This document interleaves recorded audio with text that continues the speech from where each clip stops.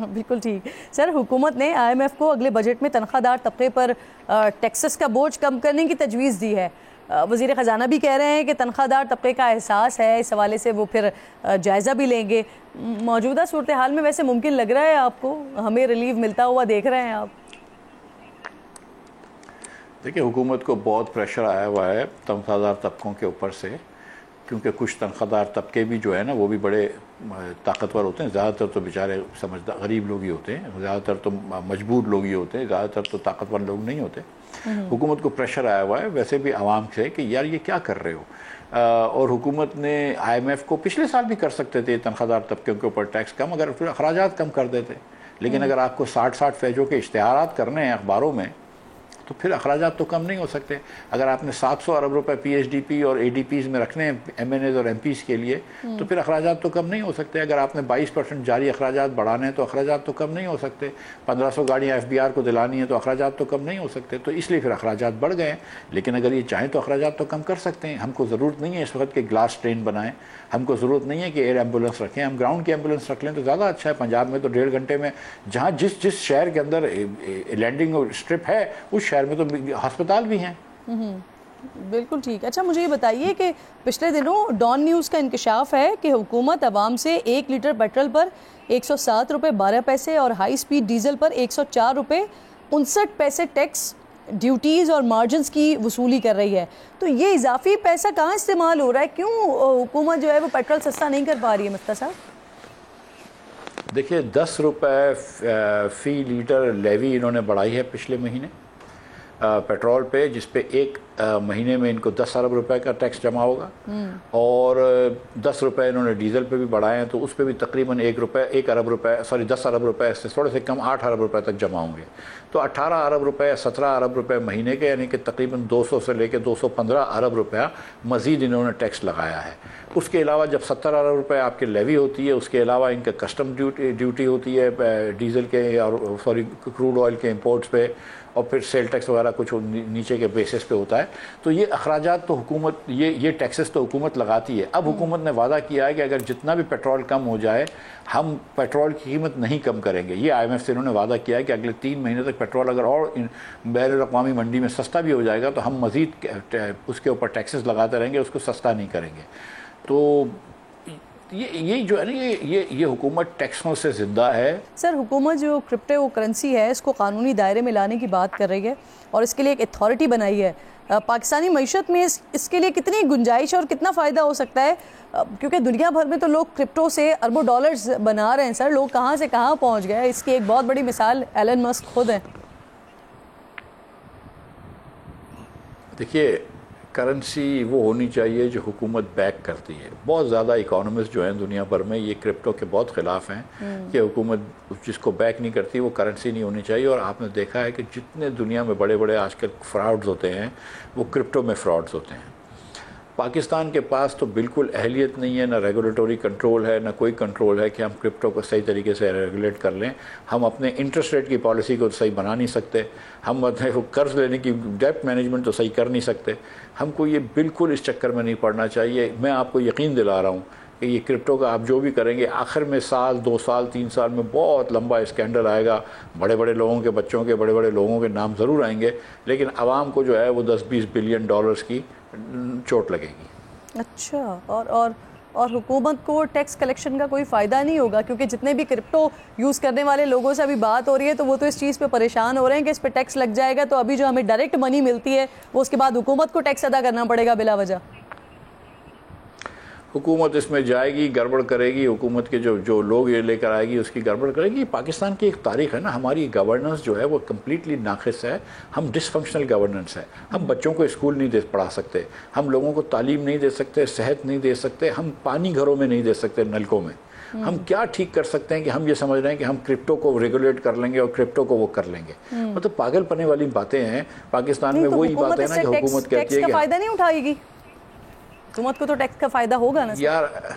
आप तो मेरी बात सुने, टैक्स का हुकूमत को फ़ायदा होगा, आवाम को तो नुकसान होगा ना। किस चीज़ पे टैक्स लगा? आपने दुनिया के ज़्यादातर जो टैक्स जिस ममालिक में होता है ना, उनमें आपका नंबर है 61% कॉर्पोरेट टैक्स आप ऑलरेडी ले रहे हैं, ठीक है। ये फिनलैंड, नॉर्वे और स्वीडन से ज़्यादा टैक्स लेते हैं, जहाँ पे क्रेडल टू ग्रेव सर्विसेज होती हैं।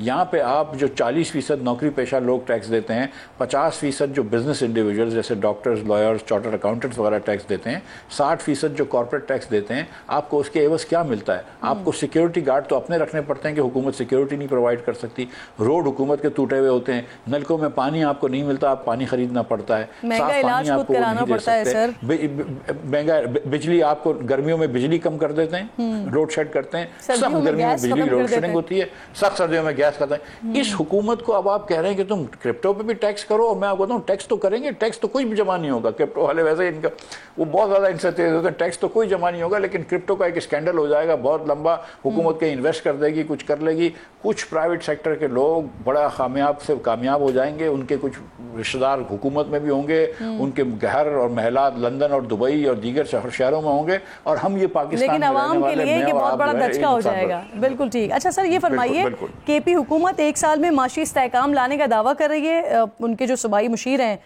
मुशीर ख़जाना मुज़म्मिल इस्लाम, ये दावा कर रहे हैं कि एक साल में उनके पास तारीख के सबसे बड़े कैश रिजर्व्स हैं, और दावा किया जा रहा है कि पंजाब से खैबर पख्तूनख्वा की मईशत बेहतर है। तो आप बतौर माशी उमूर माहिर हैं इसके, चारों सूबों की माशी कारकर्दगी में किसको रेट करते हैं, किसकी कारकर्दगी बेहतर है? पंजाब, सिंध, बलूचिस्तान, खैबर पख्तूनख्वा?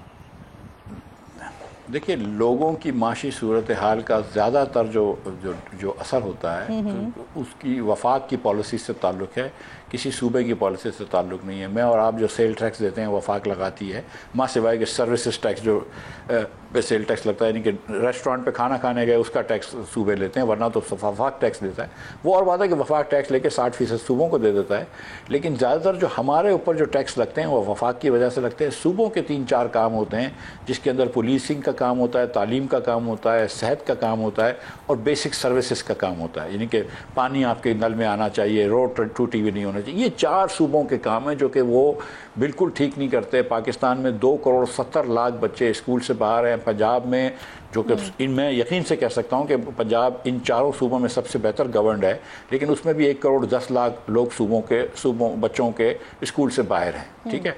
तो केपी को ये कहना कि हमने पैसे नहीं खर्च किए जो वफाक ने हमको दिए, केपी तो अपने पैसे कोई जमा नहीं करता है, उससे कोई बड़ी बात नहीं है। केपी को वफाक में पंजाब को, बलूचिस्तान को और सिंध को ये बात करनी चाहिए कि ये दावा कर रहे हैं सर कि हमने अपनी इनकम जनरेट की है। आप कह रहे हैं ऐसा नहीं है? 100 करोड़ रुपए भी जनरेट नहीं करी होगी, क्या बात कर रही हैं? मतलब कोई इनकम जनरेट नहीं करते। सारे जो इनके पैसे मिलते हैं वफाक से मिलते हैं, जो फाटा के पैसे दिए जाते हैं वो भी वफाक से आते हैं। तो मैं आपसे ये गुजारिश कर रहा हूँ कि यस, थोड़ी सी सूबे की फाइनेंशियल अकाउंटिंग बेहतर हो सकती है, लेकिन जो 4 सूबे के काम है ना सर मिफ्ता साहब, उसके बाद फिर ये दावा है ना कि वफाक तो पैसे ही नहीं दे रहा, उनके हिस्से के ड्यू जो पैसे हैं, अस्करी क़यादत को शिकायत लगाई है उन्होंने कि पैसे नहीं दे रहा वफाक हमारे। ठीक है, आप वफाक के अब्बू को शिकायत लगा दें कि तुम्हारा बच्चा आपसे हमारी गेंद हमें वापस नहीं कर रहा। देखिए ये आप कह रहे हैं बचपन में ये करते थे क्या आंटी आपके गार्डन में हमारी गेंद आ गई है, वापस नहीं आई है, ठीक है। मतलब ये बच्चों जैसी बातें हैं। देखिए, जो टैक्स के पास से फिस्कल एडजस्टर पैसे देता है 57.5% सूबों को, वो वफाक नहीं रोक सकता, वो डायरेक्टली चले जाते हैं, वो उसमें वफाक का कोई अमल। वैसे मुझे मिफ्ता साहब, वैसे मुझे याद आ रहा है क्योंकि जिस वक्त इनकी मरकज में हुकूमत थी तो उस वक्त अब्बू कहा करते थे, तो शायद आपने उससे रिलेट करते हुए फिर वफाक का अब्बू कह दिया। मुझे ये फरमाइए सर कि अभी ये जो हम, जब ये PDM की हुकूमत आ रही थी ना, उस वक्त हम बार बार सुन रहे थे मुल्क को डिफ़ॉल्ट से बचाना है, और अपनी सियासत को जो है वो कुर्बान कर दिया, फिर मुल्क को डिफ़ॉल्ट से बचाया, और फिर हमने वो देखा भी कि वाक़अतन ये डिफ़ॉल्ट से बचा भी, और इसका क्रेडिट आपको जाता है कि किस तरह से IMF नाराज़ हो गया था, फिर आप वज़ीर ख़जाना थे और फिर किस तरह से हम IMF के पास गए।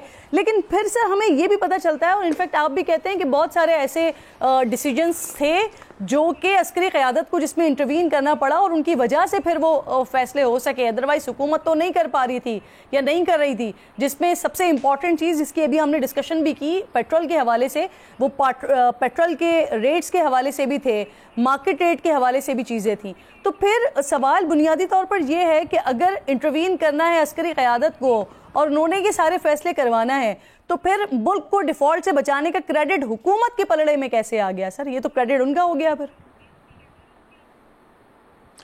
देखिए, एक तो याद रखें कि PDM ने एक मरतबा नहीं 2 दफ़ा डिफ़ॉल्ट से मुल्क को बचाया है।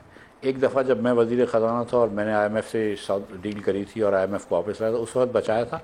और दूसरी मरतबा PDM के अंदर ख़ुद PDM में इसहाक डार साहब ने फिर धकेला IMF डिफ़ॉल्ट की तरफ, और फिर उसके बाद शहबाज शरीफ साहब गए और जून के अंदर IMF से सौदा किया और IMF से डील करी और उसके बाद जो है वो फिर बचाया।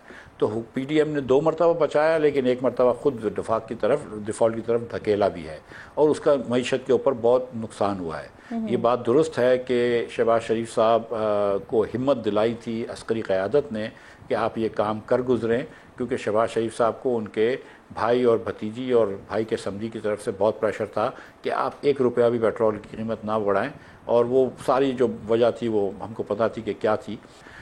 लेकिन ये बात आपकी दुरुस्त है कि पाकिस्तान की सियासत में इस्टेब्लिशमेंट का बहुत बड़ा हाथ है, और दुनिया के बहुत चंद ही ऐसे ममालिक होंगे, शायद इजिप्ट हो, शायद म्यांमार हो, कि जिसके अंदर इस्टेब्लिशमेंट का, या एक ज़माने में पैनामा होता था कि जिसके अंदर इस्टेब्लिशमेंट का इतना बड़ा हाथ होता है, वरना इस्टेब्लिशमेंट का हाथ नहीं होता।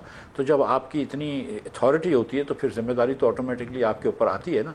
अगर पाकिस्तान के बड़े बड़े काम करने की अथॉरिटी है इस्टेब्लिशमेंट को, तो फिर पाकिस्तान के लोग उनकी तरफ देखते हैं कि यार ये गलतियाँ हो रही हैं तो तुम्हारी वजह से हो रही हैं, कि तुम इसको ठीक कर सकते हो, तुम नहीं कर रहे हो, तो फिर उनको फिर एस्टैब्लिशमेंट को बोलना पड़ता है। आप बड़ी इंपॉर्टेंट बात करें, कम से कम मैं तो ये आपसे पहली दफ़ा सुन रही हूँ कि 2 दफ़ा हम डिफ़ॉल्ट के करीब पहुँच गए थे। एक दफ़ा आपने उसको निकाला इस सारे सिस्टम को, फिर उसके बाद इसहाक डार साहब डिफ़ॉल्ट की तरफ लेके चले गए थे, लेकिन फिर शहबाज शरीफ साहब ने इसको वापस से पुल अप किया है। तो सर क्या इस हालात में PDM 2 है या इस वक्त जो दूसरा टेन्योर चल रहा है अब इस सारी जमातों की हुकूमत का, इसमें इसहाक डार साहब इसीलिए वज़ीर ख़जाना नहीं है क्योंकि फ़ैसला करने वालों ने ये देखा, ये सोचा कि पहले भी मुश्किल में डाल चुके हैं इसहाक डार साहब, इसीलिए अब उनको वज़ीर ख़जाना ना लगाया जाए, इसलिए मोहम्मद औरंगज़ेब साहब को लाया गया फिर इस स्टेप में?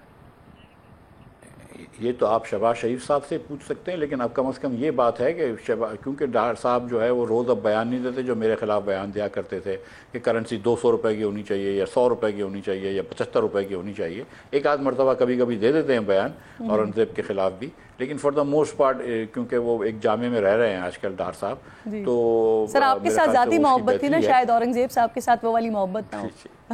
नहीं, हम मेरे साथ जो है ना, नहीं औरंगज़ेब साहब के साथ भी उतनी मोहब्बत है जितनी मुझसे थी। अच्छा। लेकिन अब क्योंकि इनको डिप्टी प्राइम मिनिस्टर भी बना दिया, फॉरेन मिनिस्टर भी बना दिया, इनके पास नौकरी नहीं थी। उस वक्त इन्होंने कोशिश करी थी, जरदारी साहब से बात करी थी कि उनको सेनेट का चेयरमैन बना दें, लेकिन जरदारी साहब ने इनकार कर दिया था कि नहीं, सेनेट का चेयरमैनशिप की जो मैं है वो वादा कर चुका हूँ यूसुफ रज़ा गिलानी से, तो नहीं बनाया। तो उसके बाद फिर इनकी खुसूसी जो मेहरबानी थी वो मुझ पर इसलिए थी कि उनको वो चाहिए थी फाइनेंस मिनिस्ट्री। बहुत बहुत शुक्रिया आपका मिफ्ता इस्माइल साहब, मेरे इंतहाई मोअज़्ज़ज़ मेहमान प्रोग्राम में इंतहाई अहम गुफ्तगू कर रहे थे मईशत के हवाले से और हुकूमत का ट्रैक इस वक्त कैसा है और पाकिस्तान में आने वाले दिनों में क्या मज़ीद अच्छी ख़बरें आ सकती हैं। एक चीज़ जो सबसे अच्छी मुझे सारे इंटरव्यू में लगी वो ये कि सैलरी क्लास के हवाले से कह रहे हैं कि शायद उनको कुछ रिलीफ मिल जाए आने वाले बजट में। बहुत शुक्रिया आपका, आपके वक्त का